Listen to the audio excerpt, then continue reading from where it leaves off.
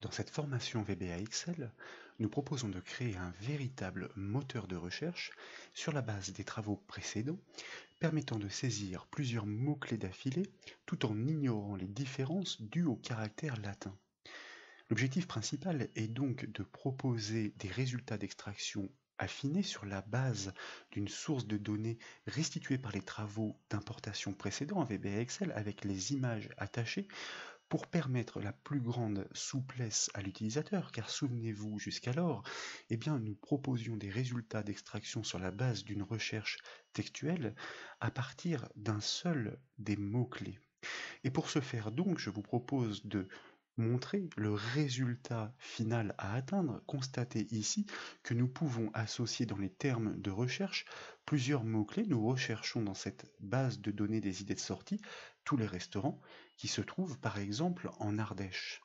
Lorsque nous cliquons sur le bouton chercher, constatez que le code VBA se déclenche et reconstruit effectivement tous les résultats correspondants en rangeant toutes les informations dédiées dans leur case, ligne à ligne, avec cerise sur le gâteau, les images correspondantes. Nous avons tapé d'ailleurs Ardèche sans l'accent alors qu'il est reconnu et référencé dans la base de données avec un accent. Donc nous sommes en capacité d'offrir cette souplesse d'utilisation à l'utilisateur. Constatez que nous pourrions par exemple taper d'autres termes de recherche comme, pourquoi pas, les parcs animaliers. Il y a donc deux mots-clés à chercher simultanément. Et nous allons ensuite affiner cette recherche pour constater que nous produirons des résultats affinés comme nous le disions en préambule de cette formation. On clique donc sur le bouton chercher. La petite erreur qui est survenue vient juste du fait que nous n'avons pas laissé le temps à Excel de faire les calculs, mais constatez qu'au deuxième clic, tout rentre dans l'ordre et qu'effectivement nous restituons tous les enregistrements recensés dans cette base de données source, importée, donc dynamique je vous rappelle, tout département confondu, qui correspondent effectivement à notre recherche parc animalier.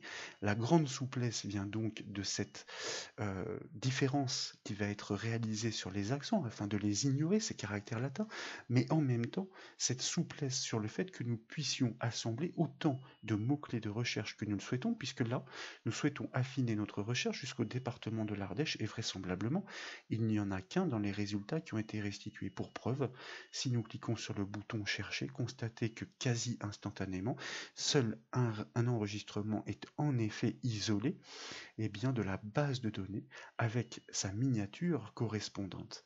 Pour ce faire, et comme toujours, je vous propose donc de débuter depuis un classeur source qui est proposé au téléchargement depuis le site bombache.fr. Mais à ce stade, bien entendu, si vous tapez un terme de recherche et que vous cliquez sur le bouton chercher, rien ne se produit puisque aucun code VBA n'est encore attaché à ce bouton.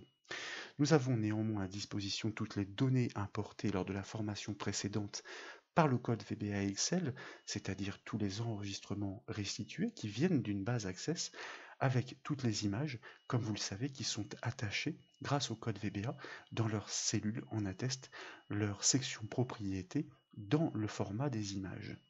Pour produire ce code donc qui permet de bâtir un véritable moteur de recherche mais que nous pourrons ensuite encore améliorer, je vous propose de basculer dans l'éditeur de code comme toujours par le biais du raccourci clavier Alt F11 ou encore en passant directement par le ruban développeur. Nous allons créer une procédure qui, comme vous le constatez, existe déjà. Nous avons quelques fragments de code que nous avons bâtis dans les formations précédentes et que nous allons exploiter.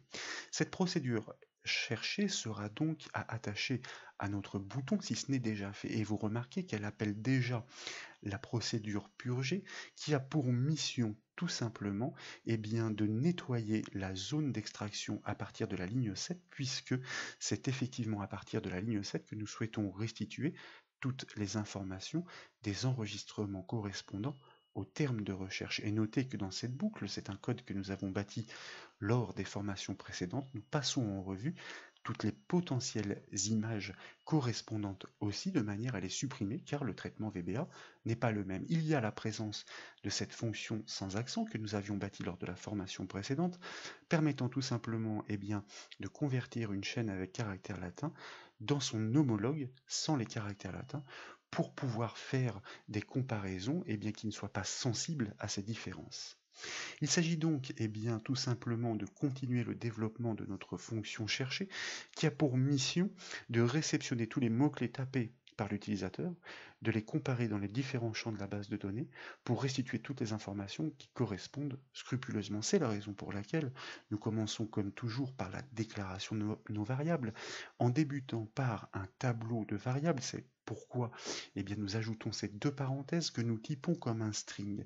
Tout simplement parce que tous les mots-clés tapés par l'utilisateur dans le moteur de recherche seront séparés par un espace. Nous découperons cette chaîne sur l'espace pour isoler chacun des mots indépendamment dans ce tableau afin de les comparer avec les éléments de champ de la base de données. S'ils sont tous trouvés, alors nous restituerons l'information.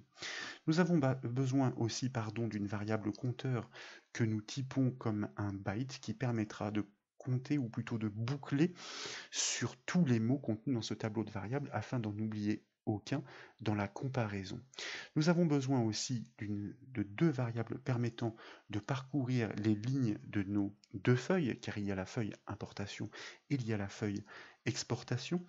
La variable ligne que nous typons comme un integer afin de passer en revue tous les enregistrements de la feuille importation. Et de la même façon, nous déclarons une variable que nous nommons ligne ext pour extraction, que nous typons bien entendu exactement de la même façon comme un entier, c'est-à-dire un integer pour pouvoir restituer ligne à ligne dans la feuille extraction tous les enregistrements concordants. Nous avons besoin d'une variable que nous allons typer comme un booléen et je vous explique pourquoi. Nous allons partir du principe en fait qu'à chaque fois que l'utilisateur tape des mots-clés de recherche, que la concordance est vraie. Mais à chaque fois que l'un des mots-clés ne sera pas trouvé dans la source de données, nous la basculerons à false et cet indicateur nous permettra tout simplement de définir qu'il n'y a pas de correspondance trouvée et donc qu'il n'y a pas d'enregistrement à restituer. Et puis nous avons besoin de toutes les variables qui vont permettre de restituer les informations des champs de la base de données, comme par exemple le nom de l'activité ou encore l'activité. Forcément, donc, toutes ces variables sont typées comme des strings, c'est-à-dire des chaînes de caractères. Nous avons aussi besoin d'une variable pour mémoriser afin de restituer le département. De la même façon, une variable que nous nommons ville et que nous typons fort logiquement toujours comme un string pour restituer la ville concordante si d'aventure les termes de recherche correspondent ou sont trouvés dans la base de données. Et enfin, une variable chaîne pour pouvoir manipuler l'ensemble de ces informations que nous concaténerons, les informations de champ pour les comparer dans cette variable chaîne donc. Suite à quoi, effectivement, nous appelons la variable purger, mais l'appel existait déjà, donc nous pouvons reprendre ensuite le traitement de notre code, puisque d'abord nous devons purger et ensuite nous devons extraire pour importer. La première chose à faire est de découper l'information sur les mots-clés de recherche tapés par l'utilisateur dans le tableau de variables tab-mots que nous avons déclaré à cet effet. Et comme nous l'avons fait à maintes reprises, et notamment lors de l'une des formations précédentes, nous allons utiliser la fonction VBA split qui littéralement permet de découper une chaîne de caractères sur une occurrence remarquable. Cette chaîne de caractères, quelle est-elle? Eh bien, c'est l'information qui est située en cellule C4. Donc, nous exploitons notre objet range, auquel nous passons la référence de la cellule en question, celle du moteur de recherche. Nous accédons à son contenu par la propriété value, virgule sur quelle occurrence nous souhaitons découper cette information sur l'espace que nous inscrivons entre double cotes, entre deux guillemets. Et donc, la fonction split de VBA-Excel va tout simplement permettre de ranger chacun des termes ainsi séparés, ainsi isolés, dans une rangée explicitement différente du tableau. Et la dimension que nous réceptionnons de ce tableau va correspondre tout simplement à l'ensemble des mots-clés à parcourir et à traiter. Pour confirmation, donc, si vous revenez sur la feuille et que vous sélectionnez la zone du moteur de recherche, comme vous le constatez dans la zone nom, il s'agit bien de la cellule C4 que nous avons prélevée et découpée. Suite à ça, avant d'entamer les procédures de traitement récursif pour parcourir non seulement tous les enregistrements de la source de données dans la feuille importation pour les comparer à tous les mots-clés qui sont recensés dans la variable tabMot, nous devons commencer donc par initialiser nos variables. La la variable ligne A3 pour la feuille importation et la variable ligne ext pour la feuille extraction A7. Encore une fois, pour confirmation, je vais enregistrer néanmoins si nous revenons sur notre classeur Excel, et effectivement, l'extraction ligne ext doit être produite à partir de la ligne 7, tandis que l'importation, la feuille importation, c'est-à-dire les enregistrements à partir desquels nous souhaitons scruter pour comparer, commence en effet à partir de la ligne 3.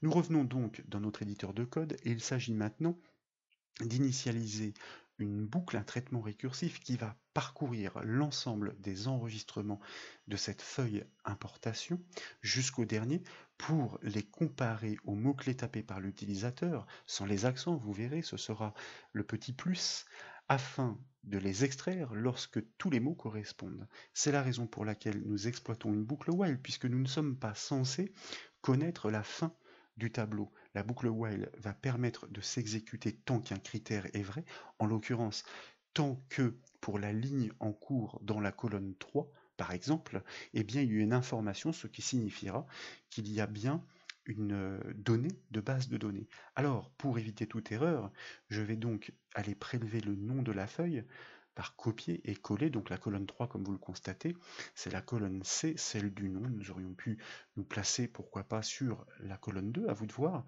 le traitement sera le même, d'autant que la colonne 2 fait référence à la clé primaire, c'est-à-dire l'identifiant unique forcément présent, mais pour le nom il en va de même.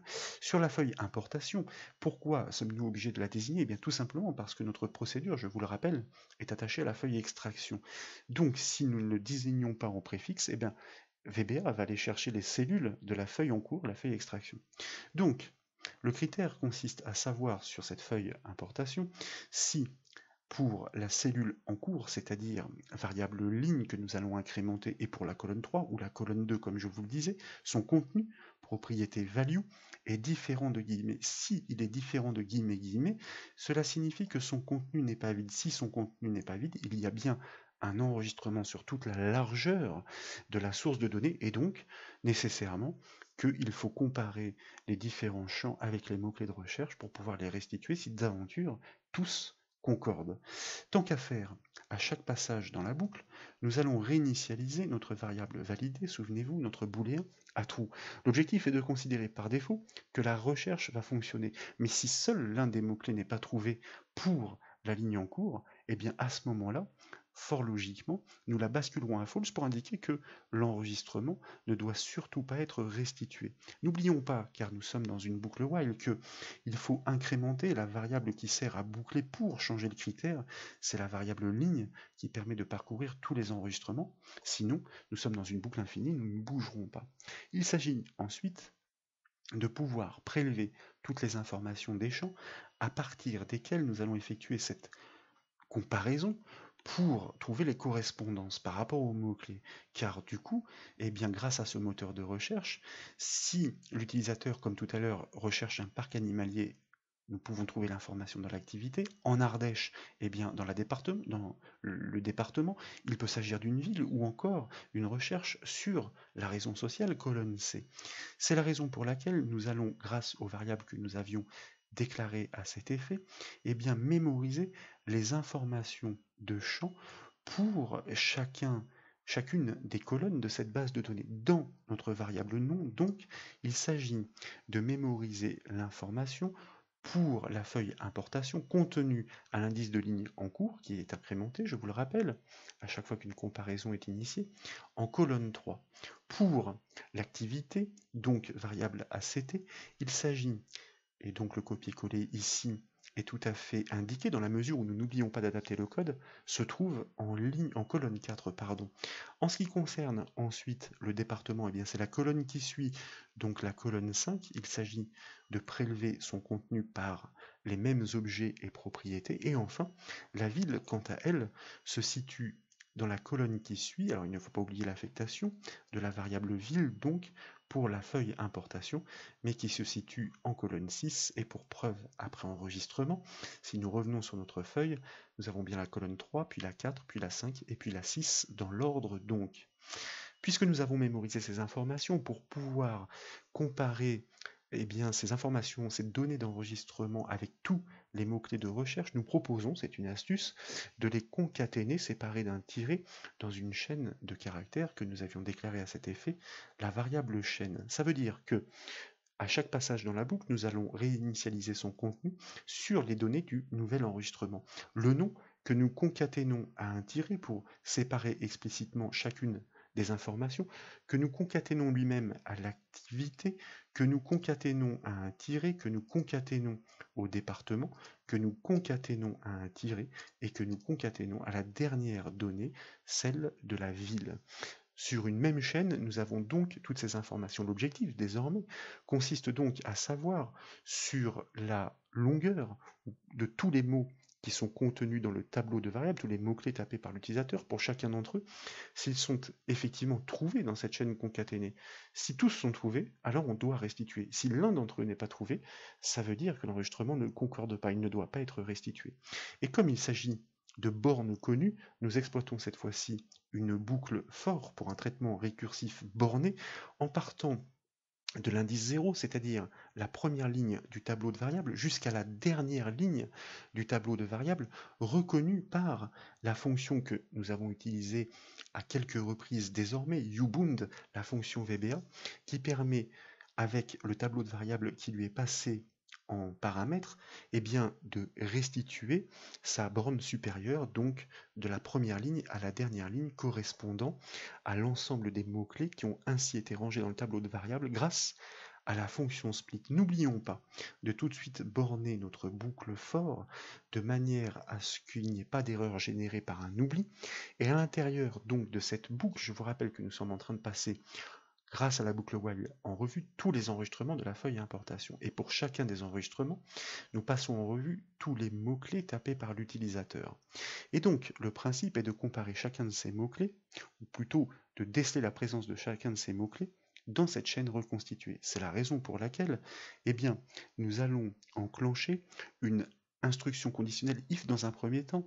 En fait, je vous explique pourquoi. Nous allons ignorer les petits mots de liaison comme des, du, la, le, les, etc., car ils n'ont rien à faire dans la comparaison. Donc, nous exploitons notre fonction VBA len qui permet de renvoyer le nombre de caractères contenus dans une chaîne. Cette chaîne, quelle est-elle? Il s'agit du mot-clé qui est inscrit dans la variable tabMot à l'indice en cours de lecture repéré par la variable compteur, la variable de la boucle for, puisque nous les passons ainsi de suite en revue.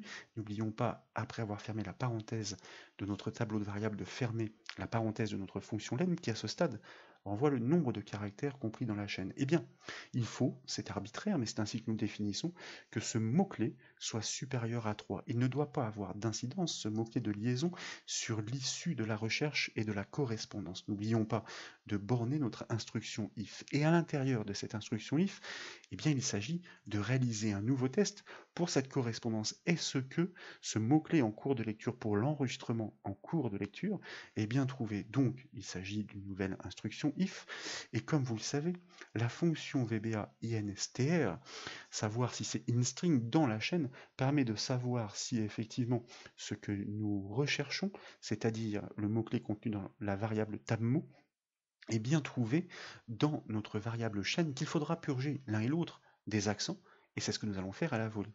Nous commençons la comparaison à partir du premier caractère, forcément, cela va de soi.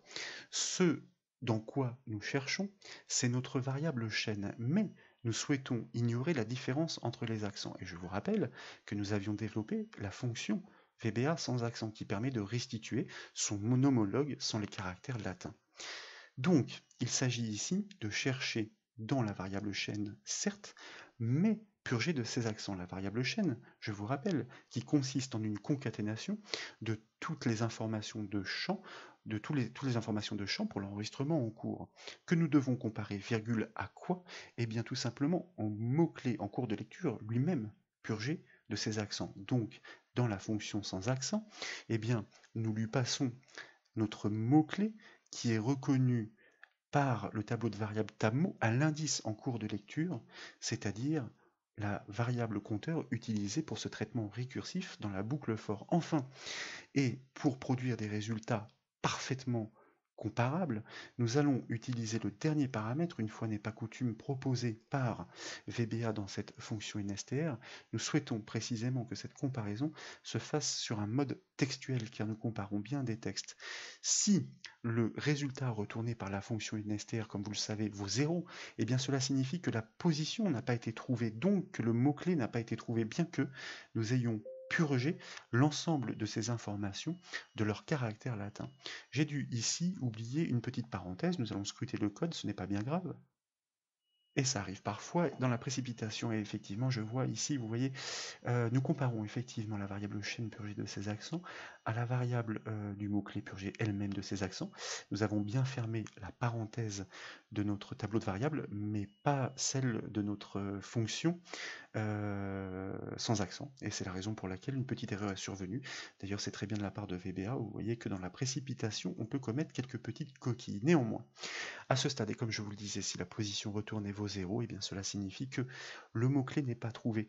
Si le mot-clé n'est pas trouvé, eh bien cela signifie que nous devons l'indiquer grâce à notre variable booléenne validée, que nous basculons à false, nous nous en servirons ensuite, et il n'est pas utile de poursuivre le traitement, puisque si l'un des mots-clés n'est pas trouvé, alors l'enregistrement complet ne doit pas être restitué. C'est la raison pour laquelle, dans la foulée, je vous propose d'ajouter l'instruction exit for, qui va permettre de sortir de la boucle for, mais pas de la procédure.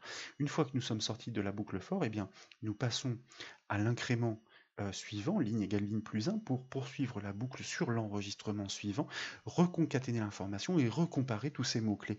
Et si d'aventure, cette fois-ci, ils sont tous trouvés, valider vaudra bien true. Si valider vaut true, à ce moment-là, eh bien, nous devons restituer ces informations dans les cellules prévues à cet effet sur la feuille extraction. C'est ce que nous souhaitons faire une fois que nous sommes sortis de la boucle for, c'est-à-dire tour à tour pour chacun des enregistrements concordants, puisque nos variables sont remplacées à chaque fois que la boucle effectue un nouveau passage. Donc, au sortir de la boucle for, nous ajoutons un nouveau test.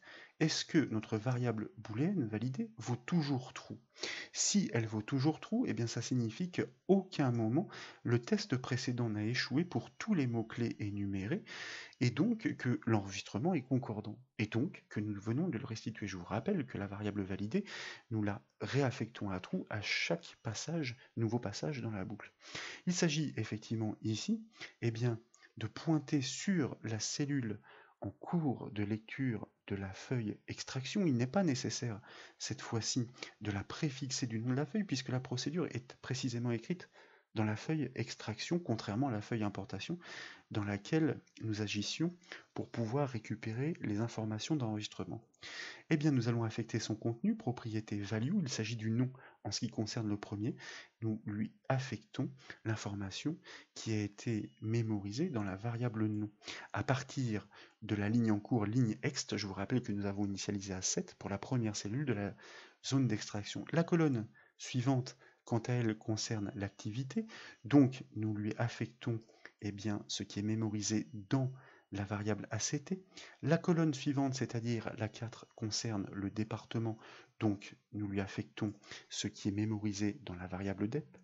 La colonne suivante concerne la ville, enfin la ville, il nous restera l'image, donc nous lui affectons l'information que nous avions mémorisée dans la variable ville. En ce qui concerne en revanche la dernière cellule, eh bien c'est effectivement un petit peu plus différent dans la mesure où, alors il n'y a pas la dernière cellule, je suis en train de me dire, hein. D'ailleurs pour vérification, si nous revenons sur notre feuille extraction, nous avons bien le nom, l'activité, le département, la ville et la description. Il nous manque la description avant la miniature, oui, oui, tout à fait, puisque nous ne l'avions fort logiquement pas concaténé au reste des informations. Ces données textuelles sont bien trop massives pour pouvoir faire des recherches pertinentes à l'intérieur. Nous serions susceptibles de restituer des enregistrements qui n'ont pas grand intérêt par rapport à la demande utilisateur. Et bien pour faire cette correspondance, même si cette information n'a pas été mémorisée dans une variable comme pour les autres, pour la colonne 6, donc comme je vous le disais pour la description, nous allons faire la correspondance avec l'enregistrement en cours de lecture depuis la feuille importation, c'est la raison pour laquelle je prélève ce code, et il s'agit tout simplement non plus de la variable ligne, on est bien ligne ext, pardon, mais de la variable ligne, puisque ligne ext concerne la feuille extraction, tandis que la variable ligne concerne la feuille importation. Pour la colonne 7, donc, et pour vérification une fois encore, si nous allons bien dans la feuille importation, vous constatez effectivement 2, 3, 4, 5, 6 et 7 qui correspond bien à la colonne de la description pour restituer cette information. À ce stade, nous pourrions peut-être faire un essai avant même de traiter les images, les miniatures associées, mais n'oublions pas que, au même titre que si nous incrémentons la variable ligne pour passer à l'enregistrement suivant à comparer dans la base de données, eh bien si un nouvel enregistrement concorde, il doit être inscrit en dessous. Donc notre variable ligne ext pour la feuille extraction doit bien entendu progresser et donc être incrémentée, mais seulement lorsqu'un enregistrement concorde donc dans le if. Et puis tant qu'à faire, comme nous sommes susceptibles de produire un grand nombre de résultats, nous n'oublions pas, à l'issue du traitement, donc en dehors de la boucle while, de resélectionner la toute première cellule de la feuille A1, donc indice de ligne 1, indice de colonne 1, grâce à sa méthode select. À ce stade donc, est-ce que nous pouvons réaliser un test concluant? Nous avions saisi le mot-clé parc. Si nous cliquons sur le bouton chercher qui était déjà affecté à cette procédure chercher, donc nous n'avions pas à le faire, mais sachez que sinon nous faisons clic droit affecter une macro et nous allons directement la désigner dans la liste des procédures qui sont proposées, et bien remarquez que tous les parcs d'attractions a priori sont effectivement parfaitement restitués, il ne reste plus que l'image, c'est une partie intéressante et importante, et que toutes les informations attachées à l'enregistrement sont parfaitement restituées. Qu'en est-il si nous effectuions une recherche justement avec ou sans accent?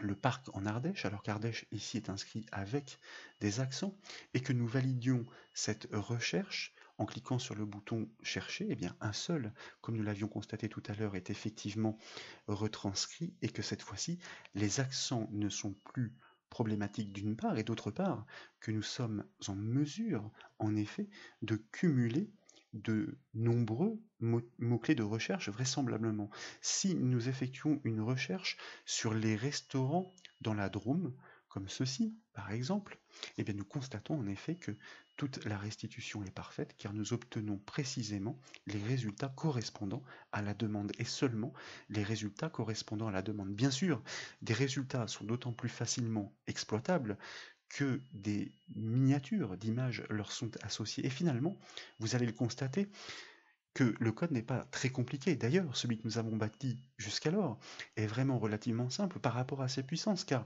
je vous rappelle que vous pouvez taper un nombre de mots-clés indéfini pour des résultats de recherche et d'extraction affinés à la demande, ce qui n'était pas le cas jusqu'alors. Il s'agit donc à la suite, dans notre instruction conditionnelle if, eh bien de rapatrier l'image qui correspond. Je vous rappelle que nous avions associé dans la base de données les images importées par le code VBA de manière à ce qu'elles soient attachées à leur cellule. Nous pouvons le vérifier par clic droit format d'image dans la section propriétés de la petite rubrique taille et propriété, déplacer et dimensionner avec les cellules, chose que nous aurions pu faire manuellement, et bien sûr ce n'est pas l'objectif ici. Si bien que, puisqu'elle est attachée à sa cellule, il s'agit de sélectionner la cellule, de la copier, et ensuite de la coller au bon endroit.